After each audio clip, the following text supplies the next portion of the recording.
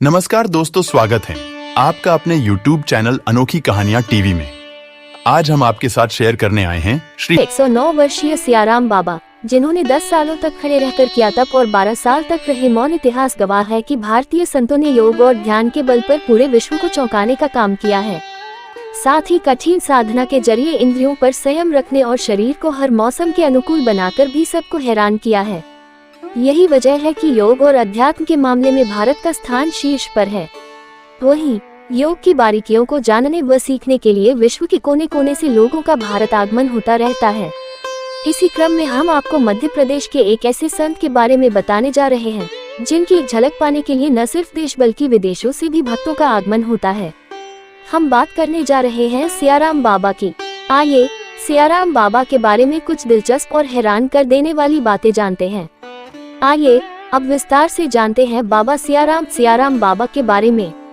मध्य प्रदेश के सियाराम बाबा, सेंट सियाराम बाबा, हम जिन संत के बारे में आपको बता रहे हैं वो सियाराम बाबा, सेंट सियाराम बाबा के नाम से जाने जाते हैं। ये मध्य प्रदेश के खरगोन जिले के नर्मदा तट पर स्थित भाटियान आश्रम के संत श्री हैं।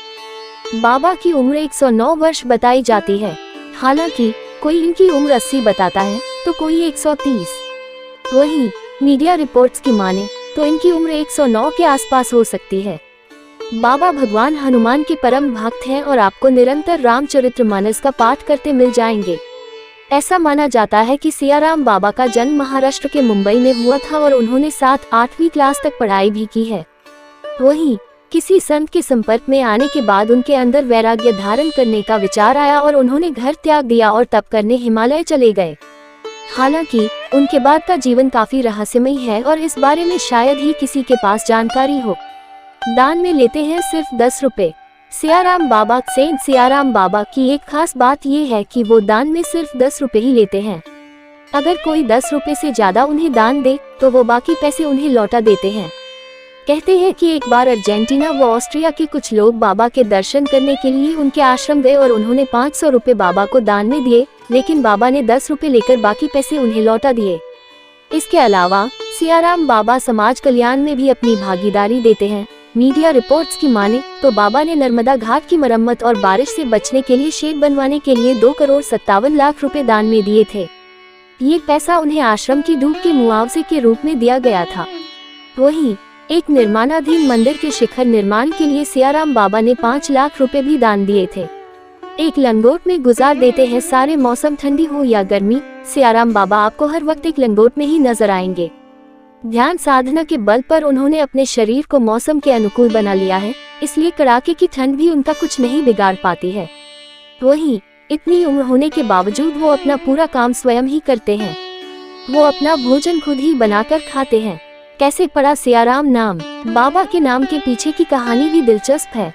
कहते हैं कि बाबा ने 12 वर्षों तक मौन धारण करके रखा हुआ था। वहीं जब 12 वर्षों बाद उन्होंने अपना मुख खोला तो उनके मुख से पहला शब्द निकला सियाराम। इस वजह से गांव के लोगों ने उनका नाम सियाराम रख दिया और अब बाबा सियाराम बाबा के नाम से ही जाने जाते हैं। इसके अलावा उन्होंने 10 वर्षों तक खलेश्वर तप भी किया था। ये एक कठिन तप होता है। इसमें तपस्वी को सोने से लेकर दिन भर के सारे काम खड़े रहकर ही करने होते हैं। ये सब बाबा की योग साधना से ही संभव हो पाया।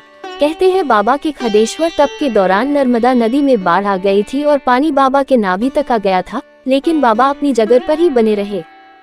ऐसे महापुरुषों की वजह से ही भारत देश एक महान देश है। अपने देश व महाराज जी के लिए वीडियो लाइक करें और चैनल को सब्सक्राइब करें। धन्यवाद।